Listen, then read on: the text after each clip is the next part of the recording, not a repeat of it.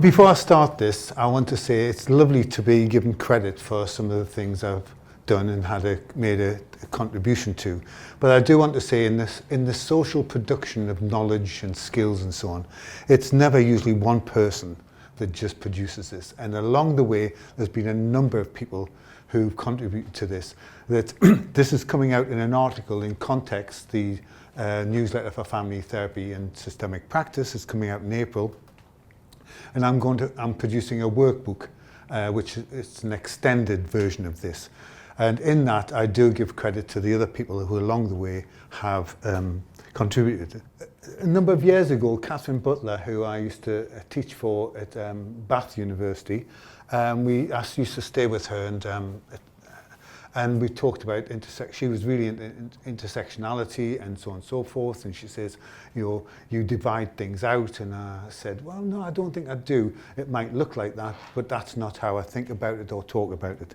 So that kind of stung me into doing something like this. I think you're probably familiar with social graces: gender, geography, race, religion, age, ability, accent, ability, affiliation, class, culture, ethnicity, employment, education, and another E, ethnicity, sexuality, spirituality, sexual orientation, and ... Now everybody kept saying, oh, what about this? And it didn't fit in the thing. I said, so this ... stands for something else that we haven't thought of yet. So it's meant to liberate, not to confine. So if you think of something that doesn't fit in with the letters, but it is important to you. For example, power just wouldn't fit in there. But if you can sometimes contextualize the whole of this with how does this contribute towards power? Which of these disempowers me? Which of these empowers me? And questions that connect and generate. And as I was writing this article, I was just thinking about intersectionality and social graces. Then I thought, intergraces. So it makes it relevant to this, and it does take some inspiration from intersectionality, but fits within its own model. So the contribution when I was writing the article, at the end of it, I thought, this is just me writing. I'm part of the AFT, Associate for Family Therapy race group, and I've done quite a bit of thinking and working with Shakira. Now, she's just changed her name. So it's Nkangang. So I asked her, could you comment on this? And so that she's written a commentary, and I've included some of that in this tonight. One of the distinctions is social and personal graces. Because when we think about social, we're thinking in some ways about the broader context in which people exist and live and so on.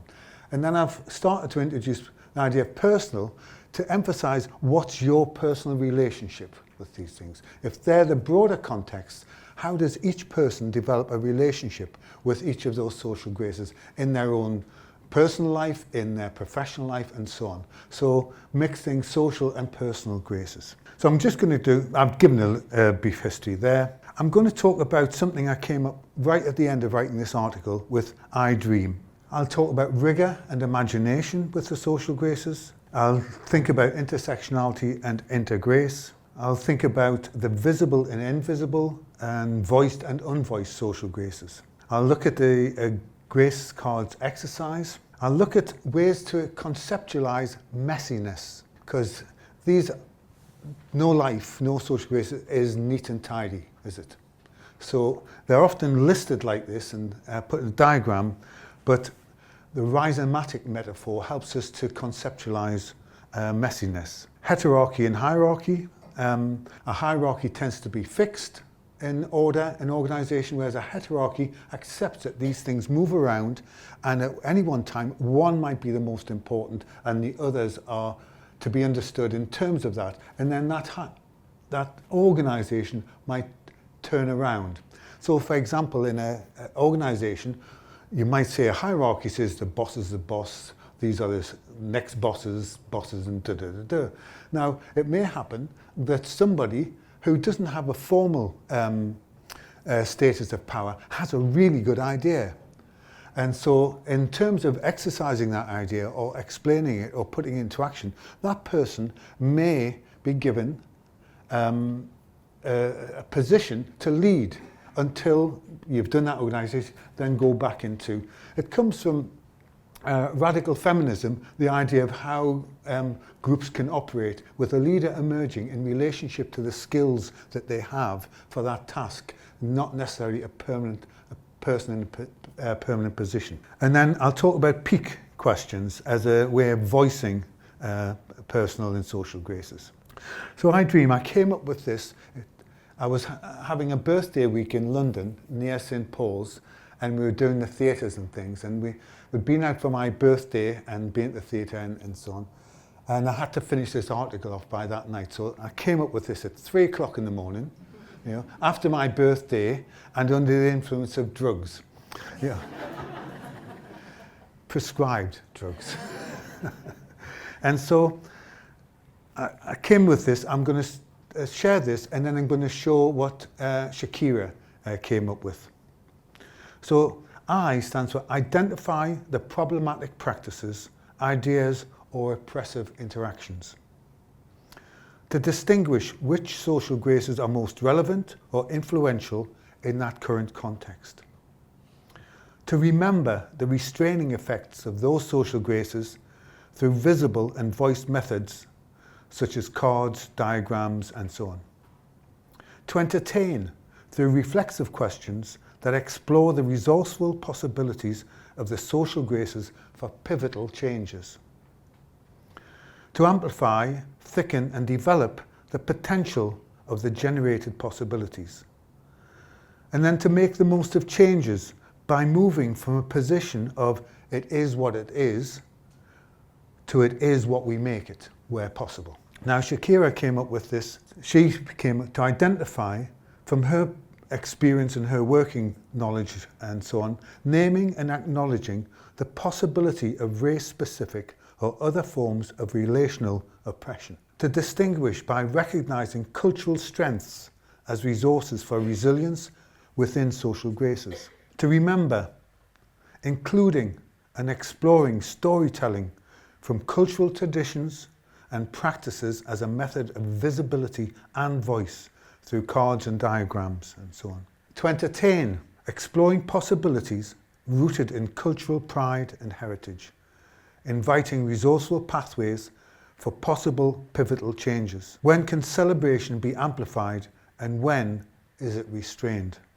To amplify, celebrating and promoting cultural, social grace expressions, aligning with the resilience described in Young, Gifted and Black, which we'll talk more about later. To make, fostering relational connections by shifting from it is what it is to it is what we create together. To embrace culturally grounded strengths and collective narratives to honour resilience, growth and shared meaning.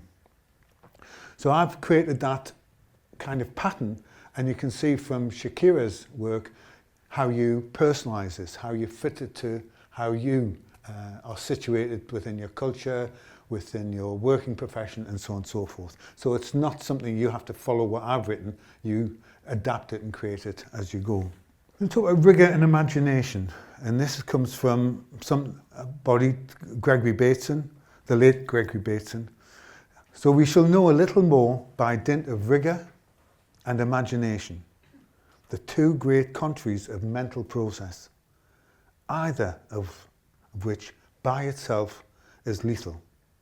Rigour alone is paralytic death, but imagination is insanity.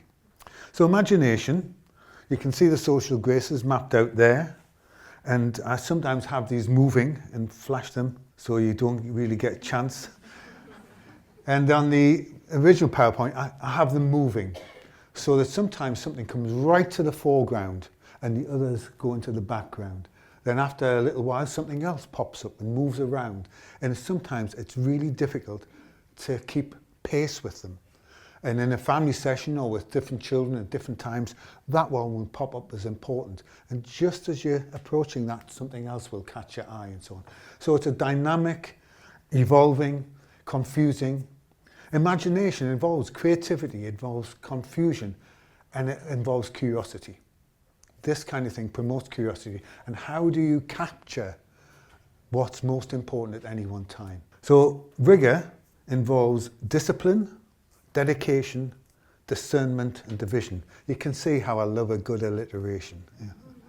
But if you put the social graces in the middle, and nothing like a good list, is there? Some people like the creative stuff like this, and other people say, what's going on here? Let's make a list. So I'm suggesting that neither is the best one. There's sometimes a list, any framework, any list like that is a temporary clarity. Clarity is only ever, in our work, is only ever temporary before something else happens. You think you've got this all done, and yeah, we've agreed with this, and you're going to do that, and you're going to do that, and so on and so forth. Then it moves again. Quickly, with a little example, we were running a group with 3 families who'd 3 sets of cousins where there'd been sexual abuse and so on, and we involved all of the professionals. The professionals came at the end, and the children had created questions that they asked the professionals. And so in the 3rd session, we're at that stage where the children were saying, these are the questions. Right? And in the 3rd session, they said, the question we have tonight is, what happened to the questions we asked in the 1st session? And people, well, I thought that was you, I thought that was you, and so on. And the children said, we'd rather have the answer no than no answer at all. And so that the professionals began to clarify between them who was responsible for what. So on the left-hand column, which of the social graces do you, as a person, as a professional, do you feel okay about being asked about? And or which ones do you feel okay talking about? And which are the ones that you don't? And to rank this for yourself, it's a self-reflexive exercise to say, what's my position? I think often in any new area of practice, any new position you're working in, any new family, start with yourself and say, where am I in relationship to these? For example, people generate questions, and I say in training, I say, now, ask the questions you've created to ask the family, ask them to yourself and answer them. Where are you in relationship to finance, in relationship to employment, in relationship to domestic chores and so on and so forth? Where are you here? So that you know where you're coming from. Then in the second one, on the right-hand side, which of the social graces do you feel most confident or competent asking clients and supervisees about? Now, if you do this, it's interesting to see. I've done this a few times, and I didn't have Slido. Have you seen Slido? Isn't that fun? We did this in Bologna, and they went through that, and there was a remarkable, the ones they didn't want to talk about were the ones that they felt least confident in asking about. So if you don't feel confident about asking, the client doesn't get asked about it. So this indicates, what do I need to do more work on? How do I need to be a bit more knowledgeable, a bit more robust, to have more practice in being asked about that, so that I feel less afraid to ask others about it. Because you might feel, well, if I ask them about this, I do want to know about it, they might think that gives them permission to ask me about it. And so you might not do that. So how do you get more confident and more practice and so on? So intersectionality and intergrace. And when I started off writing this, I just had the idea of making a relationship between intersectionality and intergrace. And this next diagram is one I made myself. No children were involved in this. Okay? And you can tell I've got time to do this, I have no social life to speak of. So those are supposed to be 4 buildings. Now, one of the things with intersectionality, now it is interesting, that's Kimberly Crenshaw, isn't it? 1969? Was it? 1989. Yeah, not 1899. And in following up there, there'll be people here who know more about intersectionality than I do. Alison Norman in the UK did some research and created a policy document on being cared for in homes in an adopted country, she called it, and looked at gender, race and age. for being cared for in homes. So she made that intersection without calling it intersection, and she called that triple jeopardy. If you're an older woman, ethnically diverse and female, that created really difficult situations for you. So that was around in that time, but she called it triple jeopardy, and I don't know if that, have you ever heard of that? So it didn't catch on. But intersectionality has. Now, one of the things, literally, in the American road system, it's very neat because it's relatively recently developed with straight roads and straight intersections, and you orientate yourself, it's on the corner of 1st and 7th. It's on this and so on. So it's easier to orientate yourself to that. And the road systems in other places aren't like that, you know. It's just on the bend, just before Dipsam, by the bridge, by so-and-so. So sometimes, like people's lives, it's not so clean and tidy, but useful nevertheless. So for example, I did this, so you could put race, which goes across that junction. You could put education, and so the C on race fits into education, and the A, age. So that's an intersection between those three things. Now, I didn't intend it, but it's interesting, it comes out as rage. You can see that. So, in some ways, that typifies how I've understood intersectionality. It's based on the theory of oppression and looks at how one or more or three or four increases and multiplies the oppression that people experience. If they have more than one or two or three, together they combine. And they might be dealt with in different departments, or you have to go there for that, you have to go there for that. So they're separated out in institutional terms, but in the person's life, they multiply in ways which no individual department can grasp.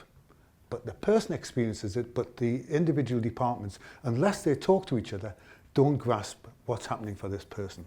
Looking at this, the one model was, or framework, was to look at it as some social graces are visible, some are invisible, some may be voiced, and some may be unvoiced. So you have visible and voiced, somebody comes in and tells you about something. You can see it and people tell you about it, okay? Or you might ask them about it, so it comes into the conversation. Sometimes it's visible but unvoiced. The person doesn't tell you about it and you're afraid to ask about it. So it remains visible but doesn't get talked about. And so there's a particular skill and learning to work in that quadrant. Something may be invisible but voiced. Somebody might say, I want to tell you about this. I might say, is there anything about me which you want to know but you can't, isn't obvious? What is it you want to know about me, and so on and so forth. So they might say, how long have you been working here? Because that's not obvious necessarily. I usually say in Birmingham, I say, well, I've been working here since January 1977. So it may be, and this is perhaps the most tricky area, it may be invisible and unvoiced. What happens to things that we can't see and people don't get asked about? The number of times I've gone through an interview and then as somebody's been going out, it was just said, I did want you to know this. So it was voiced at the very end. It was important, but I didn't think to ask about it. Because in some ways, with our trainees, people have got their favourites or the ones that they're most passionate about. So they do ask about that, they do pay attention to that, but others drift.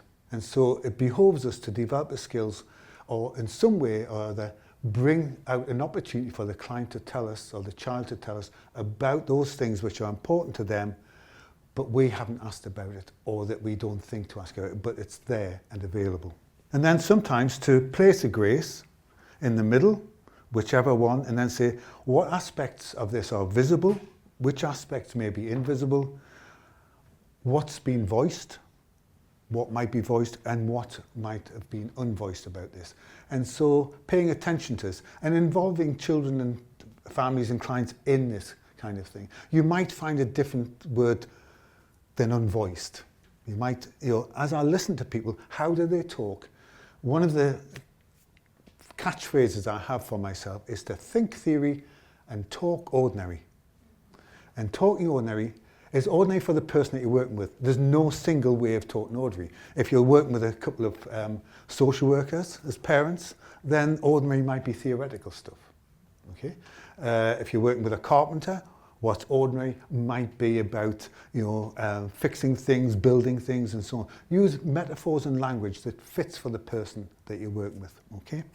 Making visible. Now, this I borrowed from Gareth Cheeseman, and he works in the area of, he calls this about us. He's working in the area of sexual health with young people, and he uses these cards, and they're all nicely printed and so on, with what each grace means in terms of for young people. And then he arranges them, and then they shift around what's most important. So the cards make it possible to move and to reorder and say, well, when you're thinking about this, which one's most important? So one comes in and now may go into the background. So this next one, you'll have to forgive me about this. So this is the sheet that you create a picture on. You choose 2 or 3 of these cards and then say, these are 3 or 4, these are the ones that are most significant to me over time in the context of what we're talking about. And so then you get colour pens and you draw the influence, the shape, the journey that each one has gone, when this one was important and became less important, when this one was not important, and so on and so forth. So I've just done a bit of a diagram to show you this. So this gets messy, but when I've done this exercise with young people and with professionals, it's very personal to you. And you might do it 2 or 3 times before you get it. Yes, that represents it. So that's a bit of my own, where in the past, education was very small. I didn't believe that it was possible for me, somebody like me, coming from a family that I came from, with no history of education, to go to the grammar school. But somehow, by accident, I passed the 11 plus. For those who remember, that's how you got into grammar school. So I got there. Then I didn't believe that I could go to university. That was for clever people and so on. I still think that a bit. But anyway, class was a driving influence for me about what it was like to be working class in the area in which I lived. And so that class was a thick line, very dominant, and that little thin line was education. It wasn't so important. I didn't think I would be embarking on a life of education and professional training and so on. And then how you can see then education, suddenly I had a mentor, Michael Merwitzer, who got me into believing that I could. And to the extent he stood over me while I filled in the form, and then he made me go and take it and post it. And so that was the kind of thing that happened. And so race, in a monocultural culture in which I grew up in the north of England, race didn't become so part of my life and so on until I moved to Birmingham. And then a whole different set of worlds, not another world, other worlds opened up to me with cultures and practices and ways of talking and being very different to the ones that I'd experienced. And I've been there for 50 years, and that's my home, and that's where I kind of live and work, run and go to the theatre and things like this, and work with people of different cultures from my own. And that's really been a context in which I've had to and want to develop ways of talking which help the people I work with. And I've made a lot of mistakes along the way. Doing things which I thought were good and were mistakes. I was working with one Indian family, and I was saying, it looks like we're from different cultures, so if I say anything, it's a bit awkward, or will you tell me? They said, yes, we'll tell you. And I thought, it's not enough to say it once. And I said, okay, I want to ask the children about this. Is that okay? Yes, you can go ahead. And then I said, I'd like to do this bit there. And they looked a bit frustrated, and I thought, I've missed something. So I redoubled my efforts to ask them about it. And finally the dad said, look, we came here because the GP said that you knew something about problems like this. Now get on with it. We said that we'd tell you, now please go on. And so But my preoccupation was not to be seen to do the wrong thing, and I ended up doing the wrong thing by being too concerned with people told me that, and I should believe them in that and continue and so on and so on. So I've made other mistakes like that along with, and learned from them and continue to adapt practice. Then you might think about, how was that influential in the now? What about the near future? What about the voiced future, people tell you about? What about the unvoiced future, the people hope but they don't tell you? What about the feared future? And it should have popped up with the aspirational future. What do you hope for? So in working with these cards and so on, it can be really helpful. One of the things that I've learned in working with children and families is that when you ask somebody a question, what do the other people do? So I'm asking you a question, what do the others do? They look. And the person being asked a question, especially a child, says, why is everybody looking at me? And it makes it really difficult to answer. So when you get the cards, whether it's the posh cards or whether it's pieces of paper cut up and so on, and you put them on a desk and so on, everybody's looking down and you're out of the gaze of others. And that makes it easier to think. It's really difficult to think when you feel you're under the gaze, under pressure, on the hot spot, all of that. So this really helps, not just in a playful way, but I think that all sorts of other ways. Asking questions and providing a way to answer them is really important. So I can ask them by moving the cards, not just speaking. Because some of the questions we ask, you've got to have an IQ of 140 to understand, you know? Were you closer to your mother before or after your dad left, and then your sister moved in and then had a child? But you can do that with cards. You can show that when this happened and that happened, what was it like for you? So theorizing messiness, a lot of what the work that we do in using gardening terms, horticultural terms, I'm not a gardener at all. But I use gardening metaphors freely. I'm very good at that. We use a lot of tree, family tree, organising it and so on. The tree of life, which that plant life has roots, has a trunk or stem, it has branches, it has leaves, it has flowers. And if you've got a big enough tree, you could dig it up and put it somewhere else. And you know it's there or it's there.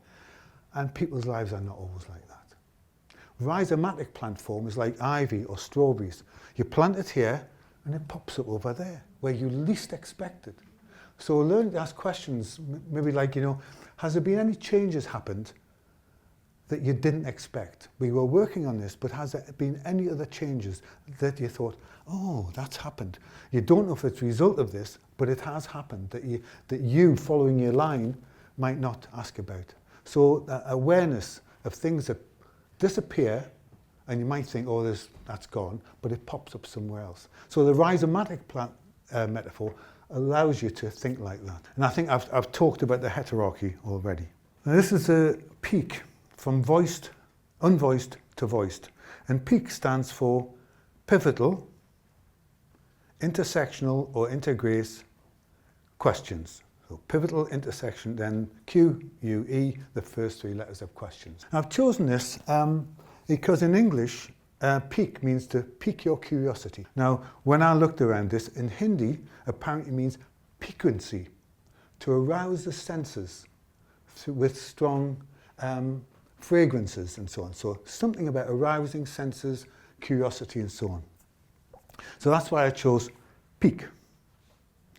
So the intergrace examples, at what age did you decide not to conform to gender stereotypes and choose to remain single and child-free and focus on your career? So taking particular aspects of the social graces that a person might have chosen and creating questions that within that is something about not only a theory of oppression, what oppressed you, but what also inspired you or cheered you on. When you decided to change your accent and move away geographically from your cultural roots, what did you gain and what did you lose? Which of your abilities and spiritual beliefs have enabled you to shine in your profession? Which ones have held you back? So it's looking at some of the social graces that promote your abilities and some of them that hold you back. When things become difficult as a young black person, which is more helpful to you, your education or your religious faith? Now, a source of inspiration, as I was doing this at 3 o'clock in the morning, a song, I don't know if this happens to you, a song popped into my head. And it was Young, Gifted and Black. Does anybody remember that song? Now, the version I heard was a reggae version. That's the one that I sang along to and danced to. But it was only as a song. It wasn't necessarily particularly meaningful. As I went and researched about it, it was Nina Simone. And Nina Simone introduced this in 1969, and it became an anthem of the civil rights movement. And Nina Simone, as well as being a wonderful singer, was a social activist. And in this, what I'm trying to get at is young, gifted and black could be youth are often not listened to or don't feel listened to, and black can be a disadvantage. But in there, that 3 social graces was gifted. So something which can pivot somebody's life and not denying the disadvantages, but what about your personal graces, which one can help you to overcome. So that one verse which I picked out was young, gifted and black. Oh, what a lovely, precious dream. To be young, gifted and black, open your heart to what I mean. So I thought about the dream and how I could use that in this article. And that's it.